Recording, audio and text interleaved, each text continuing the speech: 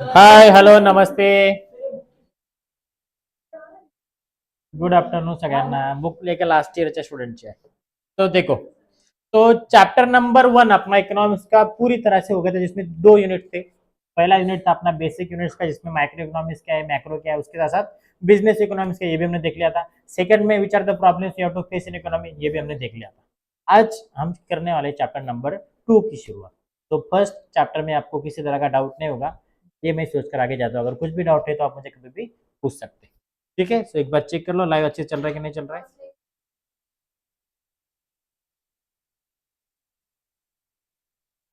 Unit 1 unit 2 असं मिळून chapter 1 होतं पूर्ण। तो त्या चॅप्टर 1 चे ते सगळे एमसीक्यू आहेत। कळलं? कळलं का?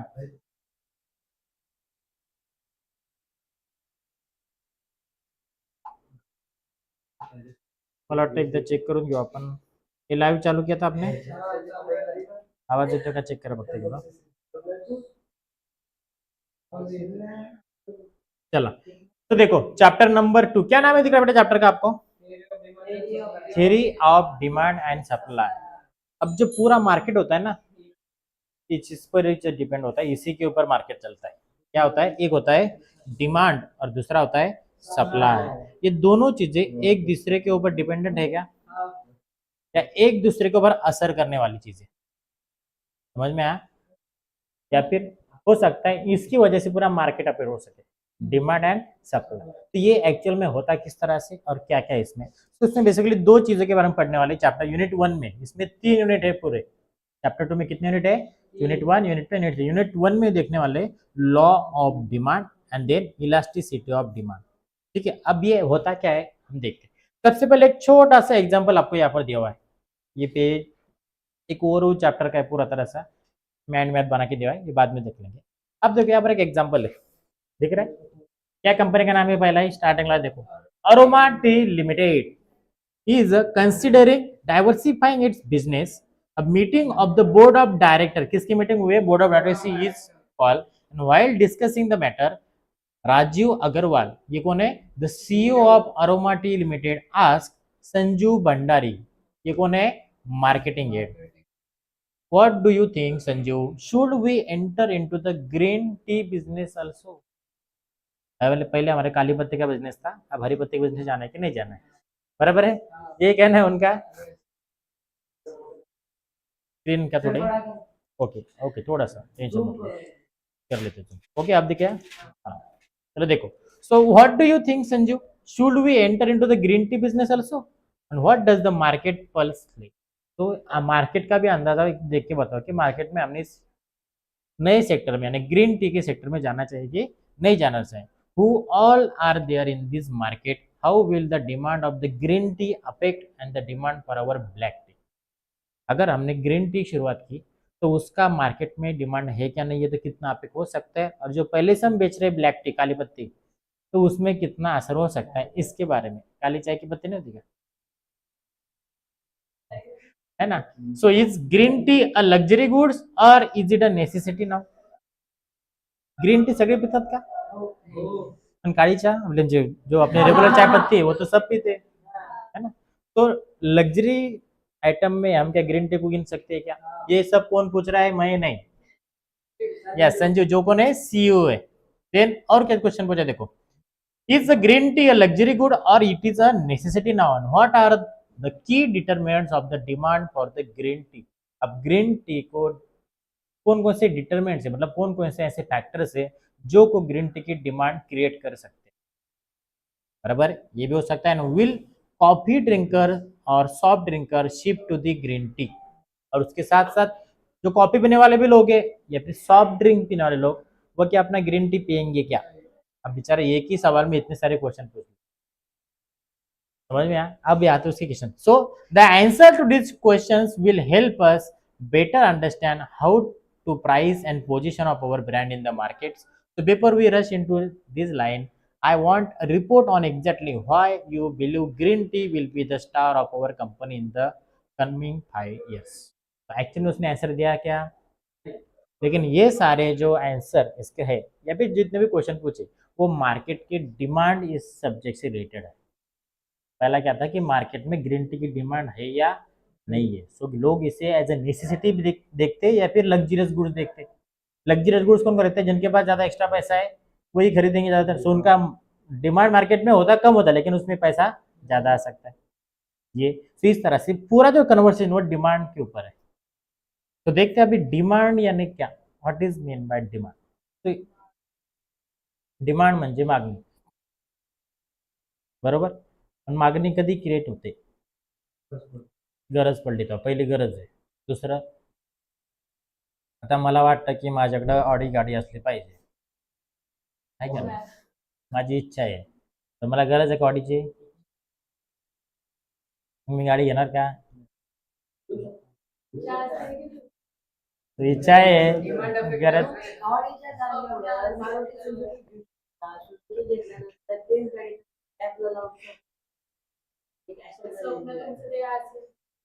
हा, तो माझं स्वप्न आहे, मला ऑडी गाडी घ्यायची, ऑडी गाडी घ्यायची.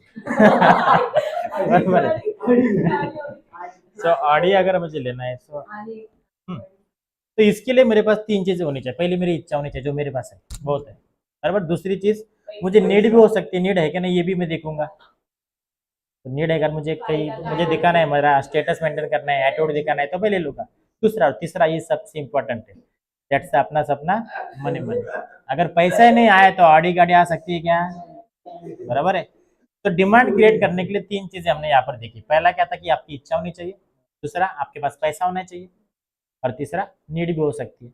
लेकिन इसके अलावा और भी कुछ है. मेरे पास पैसा, इच्छा, सब कुछ है, लेकिन मुझे पैसा खर्चा करने की जरूरत, कंजूसी मेरे पास ज्यादा है, मुझे पैसा खर्चा नहीं करने का. तो आएगी बड़ी गाड़ी आएगी. इच्छा नहीं है मुझे, मैं बहुत कंजूस पर्सन हूँ और मुझे किसी तरह का पैसा खर्चा करके कुछ खरीदना मुझे पसंद नहीं है. मुझे अगर किसी ने गिफ्ट में दिया तो मैं ले लूंगा. तो ये सब होता है मार्केट में, इसे बोला जाता है डिमांड. और ये डिमांड एक्चुअल में अब इकोनॉमिक लैंग्वेज में होता है क्या, एक एक करके हम जानेंगे. देखो यहाँ पर थोड़ा कुछ डिस्क्रिप्शन दिया आपको, इजी देखो. एज एन एंटरप्रेन्योर यानी बिजनेस, लेकिन वो क्रिएटिव थिंकिंग वाला होता है, कुछ तो भी नया प्रोडक्ट मार्केट में लाता है, इसकी वजह से उसे एंटरप्रेन्योर बोला जाता है. आम इंसान जो हर कोई बिजनेस करता है, चलो पीढ़ी दर पीढ़ी, जनरेशन टू जनरेशन एक ही बिजनेस करते आ रहा है और जो चल रहा है और वही आप चला रहे हो, तो आप एंटरप्रेन्योर है क्या? नहीं है. तो आप बस एक बिजनेस पर्सन आप बोल सकते हैं. लेकिन एंटरप्रेन्योर जो होता है जो कुछ ना कुछ नया क्रिएटिव थिंकिंग करके बिजनेस को स्टार्ट करता है, इसे बोला जाता है entrepreneur. Entrepreneur of a firm और as a manager of a company you would often face situations in which you will have to answer questions similar to the above. अगर आप इसी तरह का कोई बिजनेस पर्सन होंगे तो आपको भी जितने क्वेश्चन हमने ऊपर के करेंगे, इतने सारे क्वेश्चन आपको भी कोई पूछ सकता है ना. आपका जो बिजनेस, आपको बिजनेस में चेंज करना है, बिजनेस इंक्रीमेंट करना है, या नया किसी सेक्टर में आपको बिजनेस शुरू करना है, तो ये सारा क्वेश्चन आपको भी फेस करना पड़ सकता है. So why do the prices change when events such as weather changes, wars, pandemics और न्यू डिस्कवरीज होगा. अब क्वेश्चन इस तरह भी आ सकते हैं. पहला कि प्राइस में चेंजेस क्यों आते हैं. पहला कब कब आ सकता है? अगर वेदर चेंजेस हो गया, अचानक से बहुत ज्यादा बारिश हो गई, या बारिश हुई ही नहीं, या फिर बहुत ज्यादा ठंड पड़ गई, तो ठंड पड़ी ही नहीं, ज्यादा धूप पड़ रही है, तो ये सारे चेंजेस की वजह से, वेदर कंडीशन की वजह से डिमांड में चेंज आ सकता है या फिर प्राइस में चेंज आ सकता है. उसके साथ साथ दूसरा, वॉर सिचुएशन आ गई, लड़ाई चल रही भारत पाकिस्तान की और किसी देश की, इसकी वजह से भी प्राइस में चेंज आ सकते हैं. देन पैंडेमिक, कोरोना जैसे महामारी आ गई अचानक से, बराबर है. Then as well as new, अगर नया कुछ मार्केट में होगा कि अचानक लोगों को पता चल गया भाई अगले आने वाले 2026 में पूरी दुनिया डूबने वाली है, और आप सब लोग, ऐसा आया था ना 2012, ऐसा बोल रहे थे कि 2012 लास्ट ईयर है, इसके बाद सब खत्म होने वाला है. अगर उस तरह से नया कुछ आके नई डिस्कवरी होगी कि अचानक से कोई तेरे ऊपर का बड़ा ग्रह पृथ्वी पे आने वाला है जिससे सारी पृथ्वी नष्ट होने वाली है ना. सब मीडिया प्रूव में.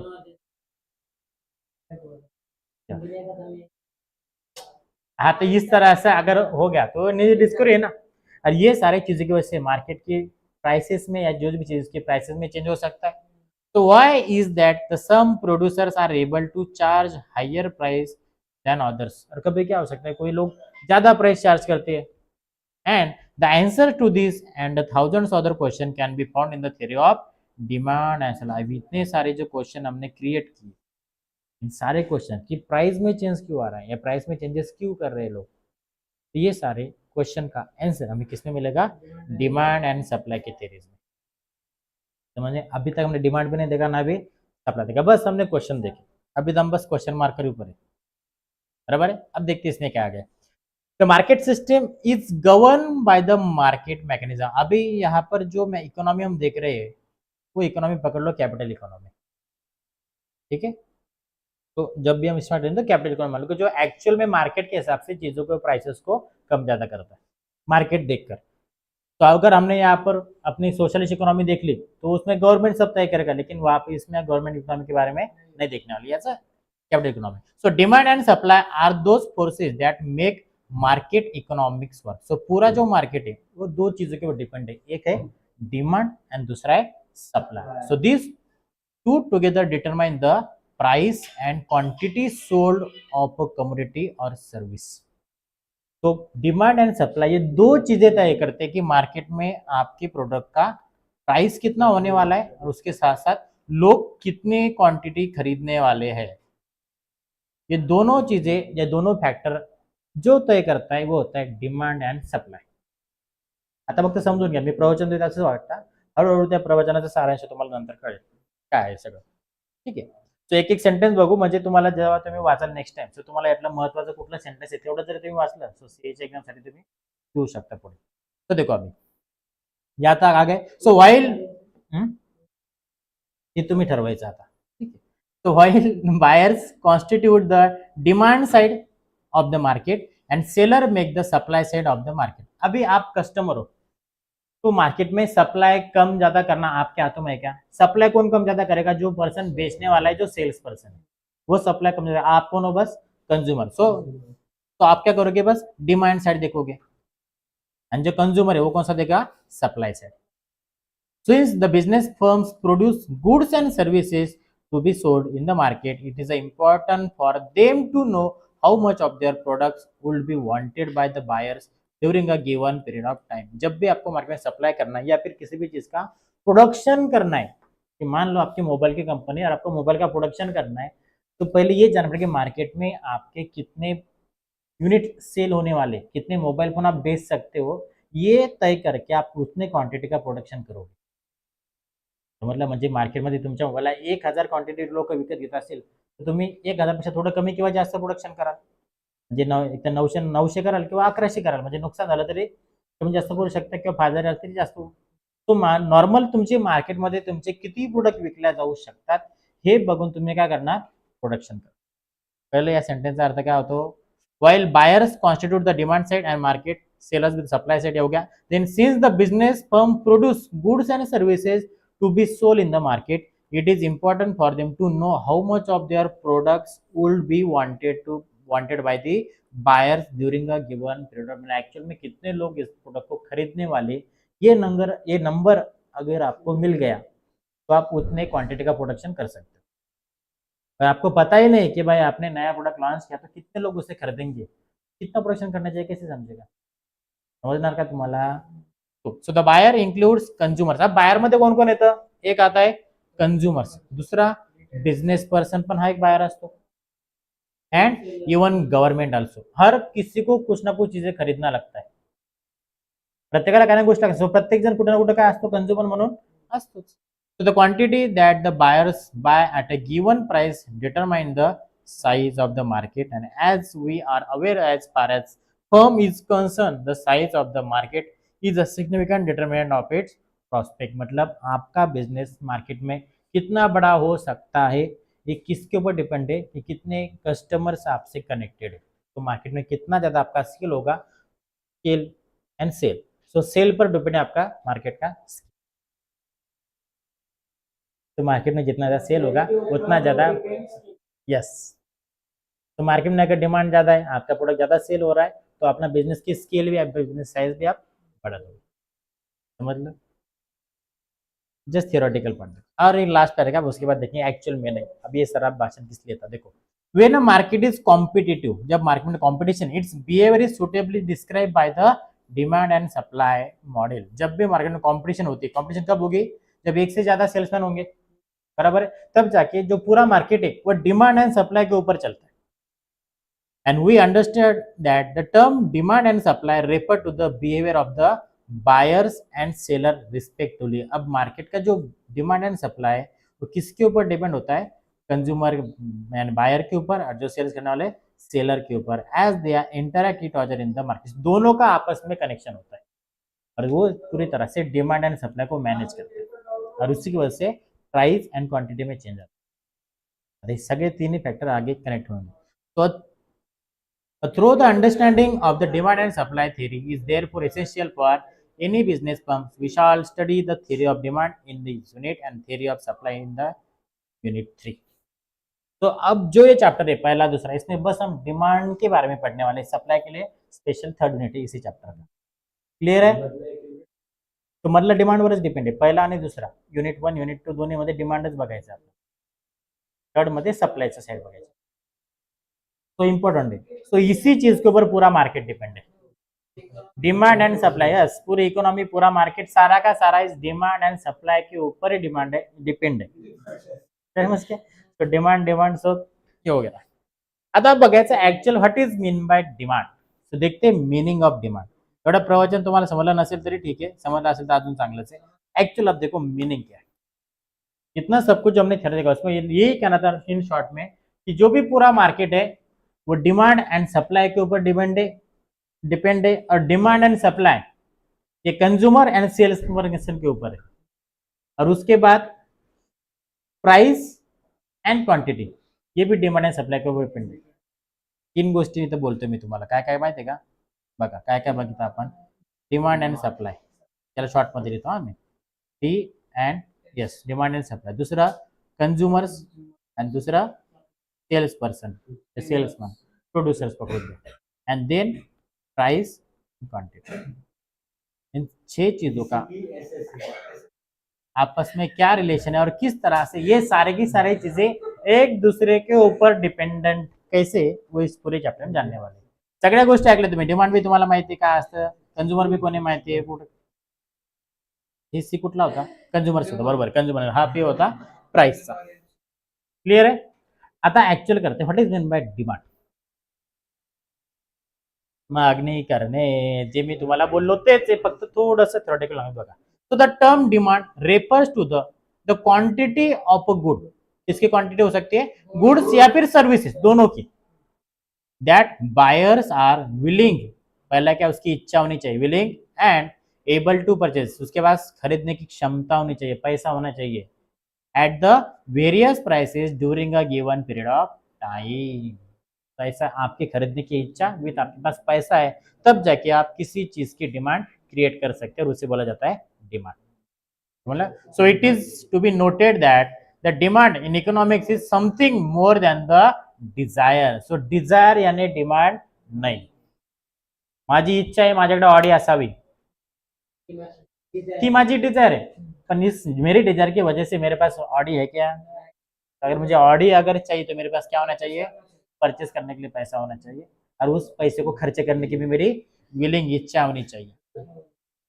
म्हणजे का पैसा खर्च करायची इच्छा असल्यावरच तुम्ही खरेदी करू शकता, नाहीतर तुमचा पैसा तुमच्या जवळ ठेवायचा काहीतरी खरेदी करायचं असं होणार आहे का? तब जाके क्या होगा मार्केट में डिमांड। सो डिजायर आणि डिमांड याच्यामध्ये डिफरन्स है, इसके ऊपर क्वेश्चन आते हैं। हाँ, डिमांड एंड यस, जोपर्यंत तुम्ही ती गोष्ट परचेस करत नाही तोपर्यंत डिमांड होत नाही। डिमांड कब बोला जाएगा, जब आपने उसे परचेस किया। परचेस कब करोगे, जब उसे पैसा पे करोगे।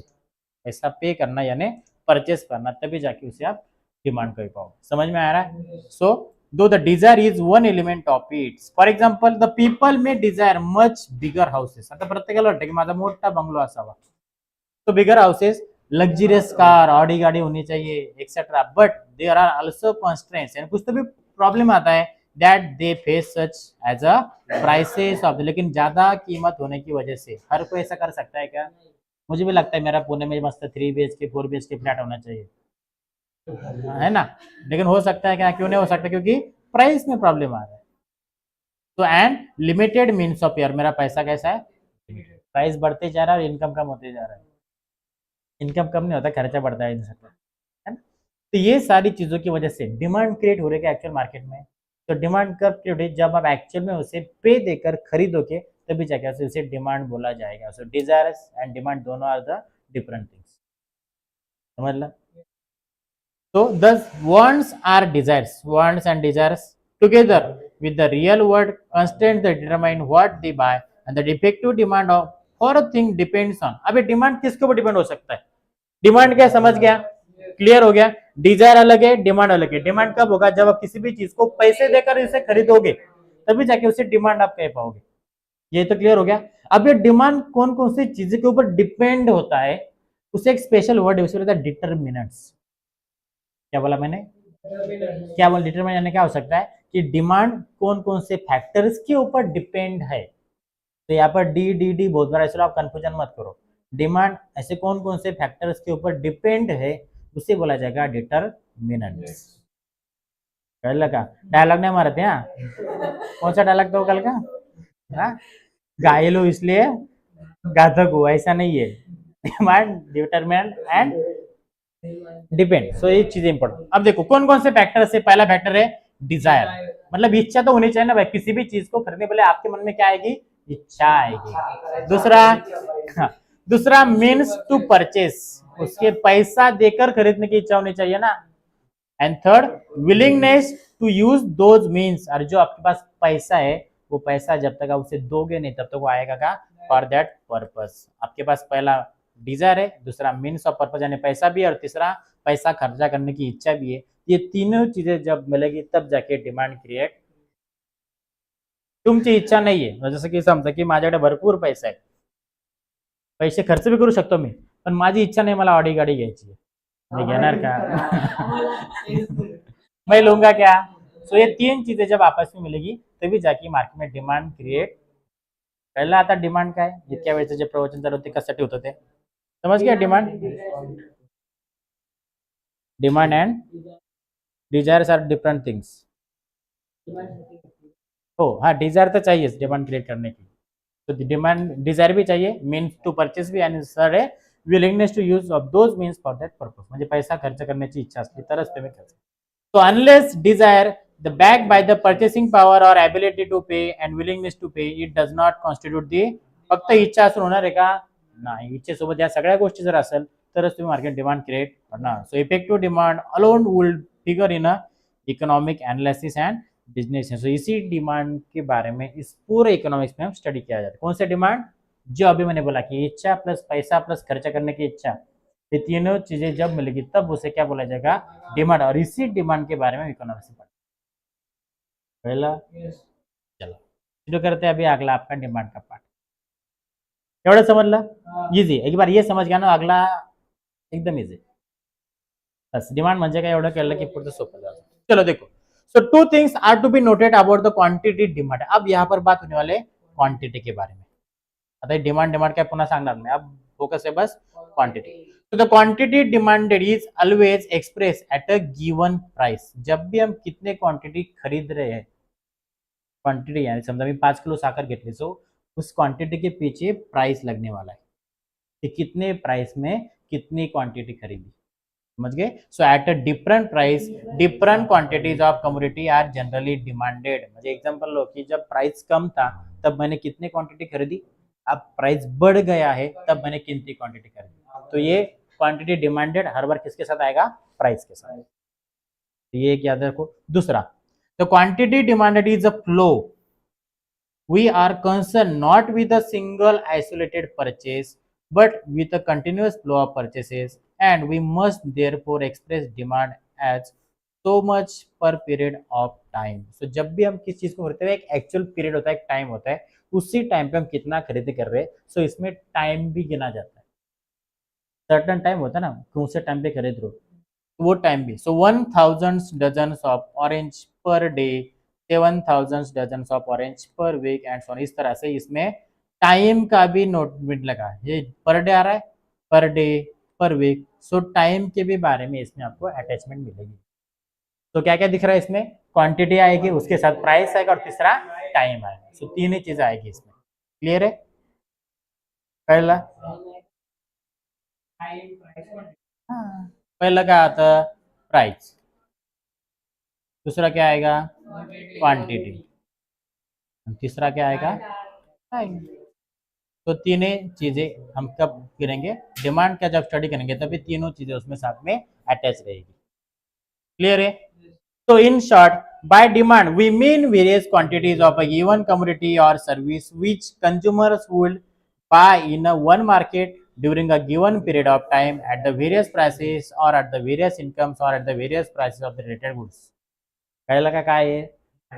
नाहीच कळलं. बघा तुम्ही एवढं मोठं सेंटेन्स वाटलं तुम्हाला कळत नाही, छोटं छोटं करून सांगावं लागतं तुम्हाला. बघा, by demand we mean the various quantities of a given commodity. Demand यानी क्या? अलग अलग क्वांटिटी में चीजों को खरीदना, हो गया. और services which consumers would buy in a one market, किसी तो भी एक मार्केट में उसे खरीदोगे, बराबर है, in a given period of time. जब भी मैंने बोला एट अ वेरियस प्राइस, हो सकता है प्राइसेस अलग अलग हो सकते हैं. मला टमाटे 20 रुपये किलो, त्याला 20 ला द्यायची गॅरंटी आहे का? काही 30 मिळू शकतात. तो मैंने पुणे में खरीदे, उसने बैंगलोर में खरीदे होंगे. प्रोडक्ट एक ही है, टाइम एक है, लेकिन प्राइसेस अलग अलग है. और एट द वेरियस इनकम, मेरा इनकम कम था इसलिए मैंने 20 वाले खरीदे, उसका इनकम ज्यादा है, वो ज्यादा प्राइस वाले खरीदेगा.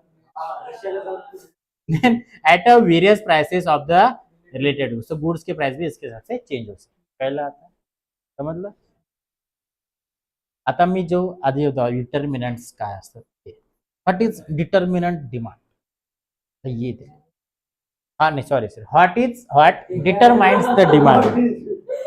सो डिमांड कौन डिटरमाइन करता है, यानी कौन तय करता है कि डिमांड कितना होना चाहिए और कौन कौन से फैक्टर्स के ऊपर ये डिमांड डिपेंड है. कैसे बोलेंगे? डिटरमाइन या डिटर्मिनेंट, जो मैंने बोला था, समझ गए. So knowledge of the common determinants of demand for a product और a service and the nature of relationship between the demand and its determinants are essential for the business firm for the estimating the market demand for its product. सोप्या भाषेत सांगू, अगर आपको एक person हो, एक business person हो, तो मार्केट में आपका जो भी प्रोडक्ट है उसकी डिमांड कौन कौन से फैक्टर्स के ऊपर डिपेंड होती है, ये आपको जानना जरूरी है. कि मान लो कि आपका स्वेटर का बिजनेस है, स्वेटर किसका बिजनेस है? स्वेटर का. तो अब वो स्वेटर कब बेचा जाएगा? विंटर सीजन में. सो आपका जो स्वेटर का डिमांड किसके ऊपर डिपेंड है? मैंने विंटर, अगर ठंड की बढ़ गई तभी जाके स्वेटर का बिजनेस, तो डिमांड क्या होगा? अरे ठंडी आई नहीं तो क्या बनेगा, मतलब हो गया ना. सो आपका स्वेटर का डिमांड किसके ऊपर डिपेंड हो गया? विंटर सीजन के ऊपर. ये होता है ऐसे जो भी फैक्टर्स है. इसलिए आपको कौन कौन से फैक्टर हो सकते हैं आपके प्रोडक्ट के लिए, तो ये डिटर्मिनेंट्स या डिटरमाइंस आपको जानना जरूरी होता है. पहला, तो there are the number of factors which influence the demand और commodity. All these factors are not equally important. सगळेच्या सगळे तेवढेच महत्वाचे आहेत का? But moreover some of these factors cannot be easily measure और क्वांटिफाइड. तो the important factors that determine the demand. So आप एक एक ये कौन कौन से फैक्टर्स है हम एक एक करके जानने वाले. काय बघायचं आपल्याला? कैसे कौन से फैक्टर्स है जिसके ऊपर आपकी डिमांड डिपेंड है. एवढा सेंटेन्स कळलं तर पुढचं लगेच सोपं जाईल. कळलं? आता बघा, आता मी फक्त सांगणार, तुम्हीच मला उत्तर देणार. पहिला काय? Price of a commodity. So किसी भी चीज, कमोडिटी यानी जो भी गुड सर्विसेज उसे बोलते हैं कमोडिटी. तो कमोडिटी की प्राइस के ऊपर डिमांड डिपेंड होती है क्या? आता माझ्याकडे ऑडी गाड़ी का नहीं? प्राइस ज्यादा है ना, अगर 10-20 रुपए मिलती तो मैं आज ही खरीदी करता. क्या है? प्राइस है क्या नहीं? तो किससे हो गया प्राइस? तो प्राइस अगर बढ़ेगा तो डिमांड, प्राइस अगर कम रहा तो डिमांड. वही जो आपने बोला वही इसमें बोला. देखो obviously the goods own price, किसकी प्राइस भाई? आपकी प्राइस क्या है?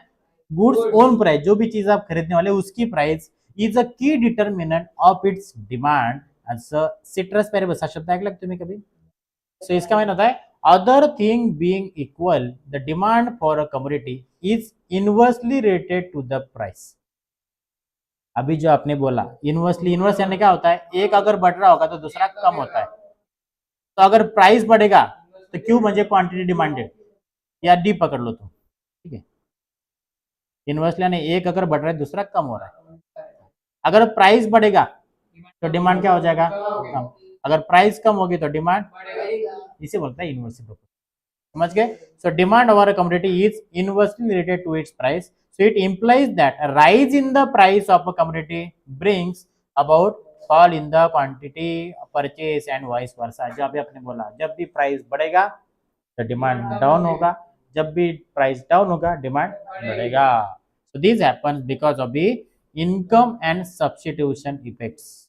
ये क्या होता है कि बहुत बार ये आपके इनकम एंड सब्स्टिट्यूशन इफेक्ट की वजह से होता है। आपका इनकम कॉन्स्टंट है ऐसा पकड की जब होता है तब ये होता है। तुमचं इन्कम मध्ये काहीच चेंज नाही असं ॲज्युम करतो आपण, त्यावेळेसच प्राइसच्या चेंजामुळे डिमांडवर डिपेंड होता। इसका इफेक्ट दूसरी चीज पर कितना हो रहा है जैसे नहीं। अब मान लो कि तुम्हारा इनकम, मान लो कि पेट्रोल की प्राइस, पेट्रोल कशाला घेता है, पेट्रोल नको, शुगर लेते सब, टोमॅटो घ्यायचे का,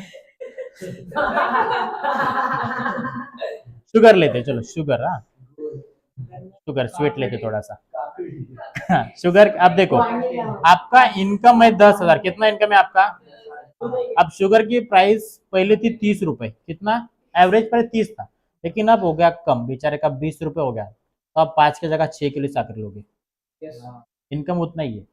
अब 20 रुपए में ज्यादा ले रहे हो, लेकिन अब इनकम 30 से हो गया 40, तो आप समझो मान लो 4 केजी ले रहे हो। क्यों कम क्यों किया आपने, कि प्राइस 40 रुपए हो गया, जब 20 था आपने ज्यादा लिया, लेकिन अब मान लो कि प्राइस 40 रुपए, लेकिन आपका इनकम हो गया 10 का 20,000, तो आप क्या करोगे, 4 ही लोगे या 6 लोगे, तो क्या भी इनकम, तो प्राइस का कुछ इफेक्ट हुआ आपके, इसका काय इफेक्ट झाला, काहीच नाही। जेवढं आधी 20 ला तू 6 घ्यायचा, आता तू 40 ला पण 6 घेतोय, लेकिन प्राइस की वजह से तेरे डिमांड के ऊपर कुछ चेंज हुआ क्या, प्राइस तो बढ़ गई लेकिन डिमांड तो उतना के उतना ही है, क्यों नहीं हुआ फर्क, क्योंकि तेरा इनकम बढ़ गया, हो ना, मग असतं प्रॅक्टिकल बी असतं, मार्केट कधी सब्जी मंडीमध्ये जाऊन बघ, दुधाचं नसतं, बऱ्याचदा या गोष्टी का नाही, ज्या काही गोष्टी पेरिशेबल गुड असतात का नाही तिथं लागू होत नसतं, म्हणजे ज्या गोष्टी सडणाऱ्या गोष्टी आहेत, खराब होणाऱ्या गोष्टी आहेत, तर दूध सध्या तुम्हाला 40 रुपये लिटर भेटतं, ॲव्हरेज बघा 40 रुपये लिटर तर नाही, 60 रुपये लिटर भेटतं, 60 रुपये लिटर भेटतं, तो अचानक ते 20 रुपये झालं, तुम्ही काय 10 लिटर आणून ठेवणार घरामध्ये, एवढी नीड आहे, घेऊ शकता, करतात ना तसं, शेअर्सचं बी असतं, शेअर मार्केटमधले शेअरची प्राइस कमी झाली की लोक डिमांड, समझ गए, ये होता है, हो गया, पहला समझ गया किस तरह से प्राइस ये जो फैक्टर है वो डिमांड को डिपेंडेंट करता है, जिसके ऊपर डिमांड डिपेंड होती है, ये एवढे फैक्टर्स पर जितना आपकी सुनने की कैपेसिटी, ठीक है, चलो सेकंड क्या है, प्राइस ऑफ रिलेटेड कमोडिटीज, किसकी यहाँ पे रिलेटेड कमोडिटीज की, देखो पहला related commodities are of two types, एक होता है कॉम्प्लीमेंट्री गुड्स और दूसरा होता है कॉम्पिटिंग गुड और सब्सटीट्यूट। अब दोनों का जानते हैं कि होता क्या, पहला जानते हैं कॉम्प्लीमेंट्री गुड्स और सर्विसेज यानी क्या, दोज दैट आर बॉट और कंज्यूम टुगेदर, अगर आपने एक खरीदा तो एक के साथ दूसरा भी खरीदना ही पड़ता है, ऐसे जो गुड्स है उससे बोला जाता है कॉम्प्लीमेंट्री, जो मतलब ज्वाइंट आता है, एक के साथ एक फ्री नहीं, एक खरीदा दूसरा भी खरीदना, फ्री की कुछ नहीं मिलता, जैसे की मान लो आपने पेट्रोल बाईक खरीदी, शोरूम मध्ये गेले, तुम्ही काय घेतले विकत, पेट्रोल वाली बाईक घेतली, म्हणजे गाडी भेटली तुम्हाला, पण गाडी चालवण्यासाठी काय पाहिजे, पेट्रोल तिथं भेटतं का, तर गाडी घेतल्यावर पेट्रोल आता तुम्हाला विकत घ्यावा, एक चीज की डिमांड थी लेकिन कितने चीज खरीदने पड़ रहे हैं, ऐसे जब जॉइंट डिमांड होती है तब उसे बोला जाता है complementary demand, complementary goods and services, कळलं तुम्हाला, बाईक घेतल्यामुळे पेट्रोल विकत घ्यावं लागणारच, नाही तर बाईक घेऊन फायदा आहे का, ऐसे कळलंय, याला म्हणतात कॉम्प्लीमेंट्री गुड्स। एक्झाम्पल जे मी दिलं ते थोडं वेगळं, tea and sugar, automobile and petrol and pen and ink, नुसती नोटबुक घेऊन चालणार आहे का, नोटबुक लिहायसाठी पेन पेन्सिल, तर तिसे बोला जाता है कॉम्प्लीमेंट्री,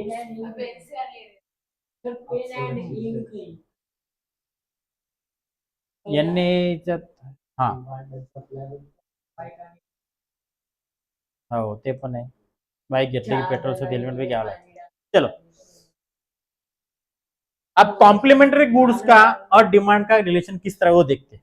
अब देखो कि मान लो अभी एग्जांपल याद रखो पेट्रोल एंड बाइक का, ठीक है, किसका किसका, पेट्रोल प्लस बाइक, अगर मार्केट में अगर पेट्रोल के दाम बढ़ने लगे कि भाई अभी 104 रुपीज पकड़ लो पेट्रोल है और वो बढ़ के हो गया 120 रुपीज, तो लोग पेट्रोल वाली बाइक ज्यादा खरीदेंगे या इलेक्ट्रिक बाइक खरीदेंगे? अब प्राइस किसके बड़े मुझे बताओ पहले, पेट्रोल के बड़े या बाइक के बड़े? हर्ष, प्राइस बड़ा बाइक का, लेकिन डिमांड किसकी कम होगी? सॉरी सॉरी, प्राइस बढ़ा पेट्रोल का, लेकिन डिमांड किसकी कम होगी? ये क्लियर हो गया। तो ये होता है इसमें, मतलब ए चीज के प्राइस में चेंज होने की वजह से बी चीज की डिमांड यहाँ पर कम हो रही है।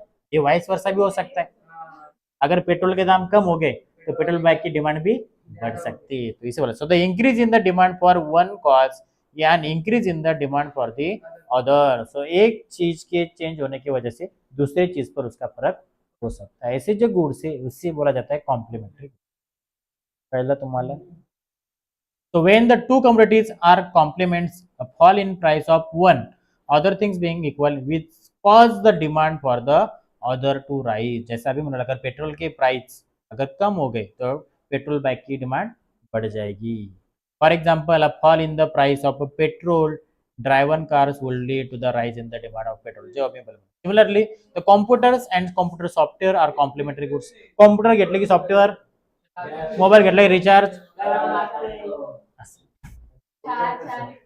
मोबाईल घेतला की चार्जर भी लागणारच। ये सब जो चीजें उसे बोलते हैं complementary good. So fall in the price of computers will cause a rise in the demand of software. So the reverse will be caused, जो अभी मैंने बोला सेम है। So an increase in the price of complementary good reduce the demand of the other goods in question। So thus we find that there is an inverse relation between the demands for a good and the price of its complement। So जो दो good साथ में होते हैं वो एक दूसरे के साथ इनवर्सली प्रोपोर्शन होते हैं। मतलब एक चीज की अगर प्राइस कम हो गई तो दूसरे की डिमांड बढ़ती है, और प्राइस अगर कम होगी तो डिमांड बढ़ती है, प्राइस बढ़ गई तो डिमांड भी कम होती है। पहला ये होता है।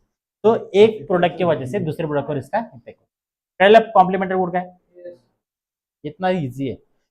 अब दूसरा, ये इतना एवढं तो घेऊ ना आपण, कंप्युटिंग गुड्स एवढं एक घेऊ, एवढं एक एक एक बस एकच। दूसरा देखा, the two commodities are called competing goods और सब्स्टिट्यूट गुड। कॉम्पिटिंग यानी एक दूसरे का कॉम्पिटिशन है, और कोका कोला एंड पेप्सी। हाँ बराबर आहे, मतलब चाय, चाय आणि कॉफी येऊ शकतं का? चहा कॉफी येऊ शकतं, येऊ शकतं। आपका शुगर और जागरी आ सकता है, आ सकता है। और बीड़ी यानी सिगरेट नाही ना, पेट्रोलची बाई पेट्रोलवर चालणार,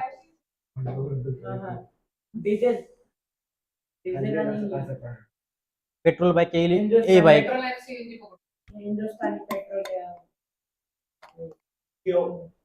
पेट्रोल बाइक या ई बाइक ऐसा बोल सकते हैं आप, बराबर। अब देखो पेटीएम या फोन पे, जीपे है ना, तो देखो सो सब्स्टिट्यूट मतलब उसके लिए आपको और ऑप्शंस अवेलेबल होते हैं, बराबर है।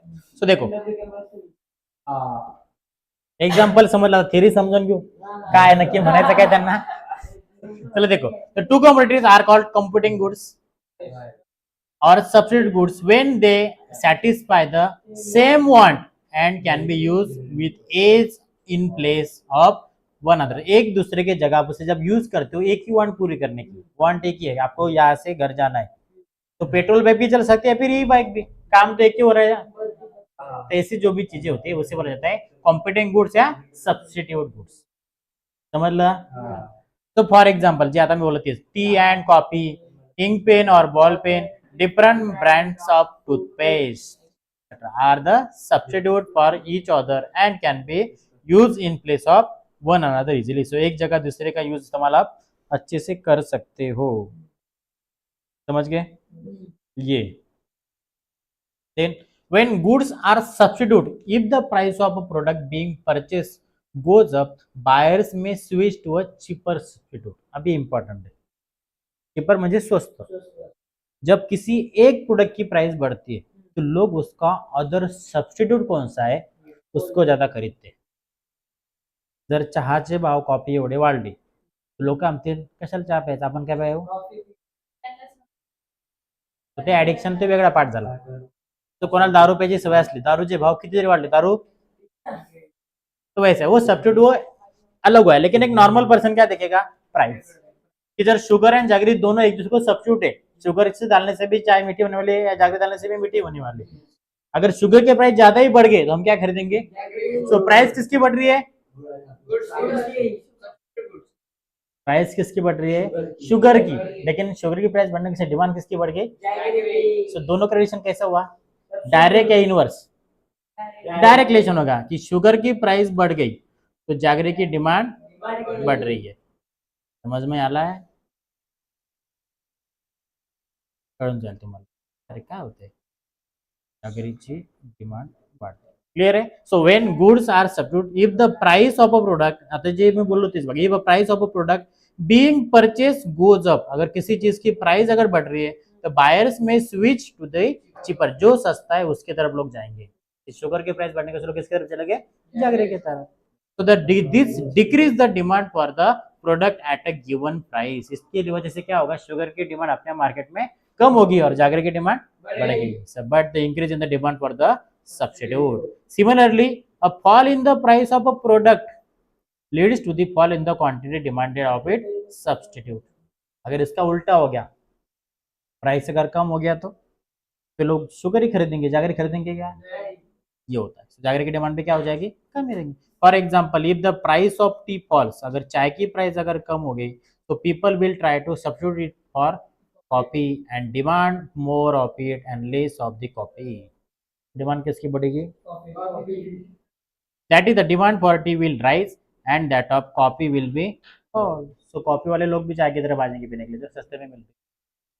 ये हो सकता है। So therefore there is a direct और दी, समझ गया आप? डायरेक्ट क्यों है तो एक बढ़ रहा है तो दूसरा भी बढ़ रहा है, एक कम हो रहा है दूसरा भी कम हो रहा है। इस तरह का जो रिलेशनशिप है डायरेक्ट रिलेशन या फिर positive relation between the demand for a product and the price of a substitute. So कि एक प्रोडक्ट के डिमांड का और दूसरे के प्राइस का, दोनों का डायरेक्ट रिलेशन है। समझ ला? शुगर एंड जागरी का एग्जांपल याद रखो बस। अगर शुगर की प्राइस बढ़ने लगी तो डिमांड किसकी बढ़ेगी? अगर शुगर की प्राइस कम होगी तो डिमांड किसकी कम होगी? जागरी की कम होगी भाईजान। ठीक है? शुगर की प्राइस अगर कम होगी तो लोग जागरी के अलावा शुगर ही खरीदेंगे, तो जागरी डिमांड अपने आप फिर से कहेला तुम्हाला। तो ये होता है, इसे बोलता है डिटरमिनेंट्स ऑफ डिमांड। तो दो गुड्स हमने देखे, एक था कॉम्प्लीमेंट्री गुड्स या उसे जॉइंट गुड्स भी बोल सकते हैं, और दूसरा देखा हमने भी सब्स्टिट्यूट गुड्स या फिर कॉम्पिटिशन जैसे दोनों का कॉम्पिटिंग गुड्स। समझ ला? क्लियर है यहाँ तक? इसमें कुछ भी अगर डाउट है तो मुझे आप भी क्या भी पूछ लो। घर जाने के बाद एक बार अच्छे से जब भी आप रीड करके तो और अच्छा समझना चाहिए। कृष्णा ऑफिस का अरे तिसरा काय माहिती आहे का? एक थोडंसं मिनिंग बांधून घे बघता। एक देखो, डिस्पोजेबल इनकम, ये इसका मीनिंग याद रखो बस। क्या असतं डिस्पोजेबल इनकम? यानी what is my disposable? Yes, जो डिस्पोज कर सकते हैं ऐसा बोल सकते हैं। सो डिस्पोज कौन सा होगा? कि मान लो कि आपका पूरा इनकम 50,000 है, थोड़ा बड़ा देते हैं, बहुत होगा ना 10,000 कम। कितना इनकम है आपका? 50,000। अब इसमें का डिस्पोजेबल इनकम कितना? 25। हम बाकी तो 25 क्या करता? तो वही है, जो इनकम आप खर्चा कर सकते हो, ऐसा जो भी इनकम है उसे बोला जाएगा डिस्पोजेबल इनकम। अभी मान लो कि आप हर महीना 5,000 रुपये सेव करते होंगे। किती सेव करता? एव्हरेज 5,000 रुपये सेव्हिंग करता, तो उरले किती? 45। सो तुम्ही खर्च किती करू शकणार? सो डिस्पोजेबल इनकम कितना हुआ आपका? विचारो, पूरा सैलरी आपका 50,000 है, तो उसमें का हर महीने 5,000 तो सेव करके रखता है। अभी तक किसी का ईएमआई आ जाता होगा, तो तेरे हाथ में एक्चुअल पैसा कितना बचा खर्चा करने के लिए? तो जो 45,000 उससे बोला जाएगा डिस्पोजेबल इनकम, और उससे बोल सकते हैं परचेसिंग पावर। त्याला हे म्हणतात रे, त्याला आहे असंच काहीतरी शब्द त्याला, तुमच्या इकॉनॉमिक्स मध्ये दिलंय ते। हाँ, समझ गए? डिस्पोजेबल इनकम, जो आप डिस्पोज कर सकते हो, जो आप खर्चा कर सकते हो। उन्हें एक दूसरा कंसेप्ट पूछा। हाँ, एक अलग कंसेप्ट के बारे में पूछ रहा है, इसके बारे में नहीं पूछा। ठीक है? आपके 11th की इकोनॉमिक्स के पहले चैप्टर में भी है, इसका यहाँ मुझे अभी याद नहीं आ रहा, लेकिन क्लियर है? टोटल कितने हैं देखा आपने?